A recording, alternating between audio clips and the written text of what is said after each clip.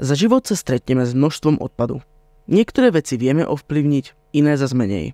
Pán Gabriel Becker zbiera perá už takmer 30 rokov. Začalo to vtedy s reklamnými perami, ale nebol to zámer. Reklamné perá, ktoré sú nefunkčné, tak si ich viem sfunkčniť. Opýtali sme sa Kataríny Kréter z OS2 Envipak, ako takéto pero separovať. Na Slovensku pera môžeme recyklovať jedine tak, že ich úplne rozoberieme, kovové časti dáme do kovov, plastové časti do plastov a tuhy do zmesového odpadu, pretože tie sa u nás nezbierajú osobitne. Špeciálny recyklačný program na pera nemáme. Je nejaká alternatíva? Už dnes je množstvo pier, ktoré sú z materiálov, ktoré sú recyklovateľné alebo rozložiteľné voľne v prírode. Jasné, že pre životné prostredie majú tieto materiály oveľa nižšie zaťaženie, je to nižšia záťaž, ako sú napríklad plastové pera, ale ten plast, pokiaľ to rozoberieme, sa dá aspoň recyklovať. Ťažko povedať, ako a kde končia tieto rozložiteľné pera. V zahraničí je prax tzv. Office Zero Waste Boxu. Chystá sa na Slovensku takáto zmena?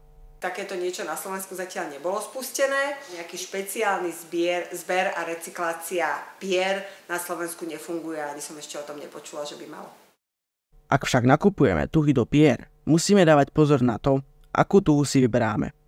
Keď sme sa snažili zakúpiť tuhu do červeného pera, majiteľka papierníctva Astas v Galante povedala: Málo kedy sú, lebo vlastne nebývajú kvalitné a bývajú vysušené alebo nepíšu, takže málo kedy ich mávame.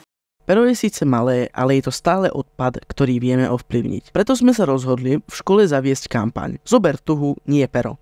Následuje názorná ukážka. Príď a vymen si tuhu do večného pera na prvom poschodí pred kabinetom pani zástupkyne.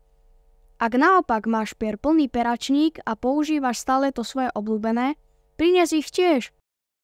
Vedenie nám pomohlo zakúpiť tuhy, žiaci na túto kampaň pozitívne zareagovali, niektorí si chodia vymeniť tuhy. A čo je riešením? Keď už pero máte, tak ho používajte čo najdlhšie. Ak sa vám to vaše pokazí, či si budete kupovať nové, vyberajte také, kde sa dá náplň vymeniť.